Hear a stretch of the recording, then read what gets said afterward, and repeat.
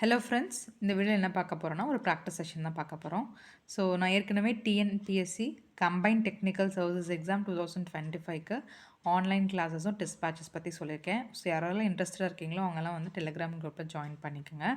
So kindly like, share and subscribe my channel, kindly support. ஓகேங்களா? So இப்போ வீடியோக்குள்ளே போகலாம்.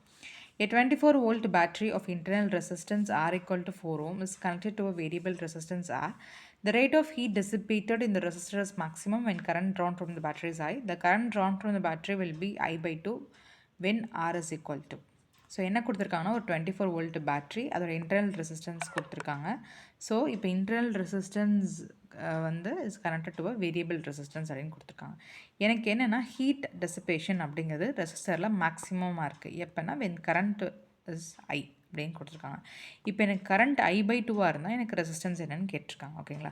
ஸோ ஃபர்ஸ்ட் வந்து நமக்கு கரண்ட் ஐங்கிறது நம்ம என்னென்னு கால்குலேட் பண்ணணும். ஸோ கரண்ட் ஐ வேணும், எனக்கு ரெசிஸ்டன்ஸ் என்னென்னு தெரியணும். ஸோ நமக்கு ஆல்ரெடி தெரியும் மேக்ஸிமம் பவர் ட்ரான்ஸ்ஃபர் தியரம் படி எப்போ நமக்கு மேக்ஸிமம் பவர் டெசிபேட் ஆகும்னா when source resistance is equal to load resistance. ஓகேங்களா? ஸோ எங்கள் சோர்ஸ் ரெசிஸ்டன்ஸுங்கிறது R, இது வந்து கேபிட்டல் R. ஓகேங்களா? அப்போ எனக்கு Rங்கிறது 4 ohms இருக்கும். இப்போ நமக்கு V equal to IR formula தெரியும். ஸோ அதுலேருந்து ஐங்கிறது V by R. ஸோ நமக்கு இங்கே 2 ரெசிஸ்டன்ஸ் இருக்குது. ஸோ ரெண்டுமே சீரியஸ். ஸோ 4 + 4 8. ஸோ 24/8 இஸ் 3 ஆம்ஸ்ன்னு வச்சுக்கலாம். ஓகேங்களா? இப்போ என்ன கேட்டிருக்காங்கன்னா I by 2 இருக்கிறப்ப எனக்கு என்ன ஆர்ன்னு கேட்டிருக்காங்க. ஸோ I by 2ங்கிறப்ப 3/2 இஸ் 1.5 ஆம்ஸ். இப்போ எனக்கு ரெசிஸ்டன்ஸ் என்னன்னு கேட்டிருக்காங்க. ஸோ நம்ம KVL அப்ளை பண்ணிக்கலாம். So 24 volt is equal to 4I + RI. ஓகேங்களா?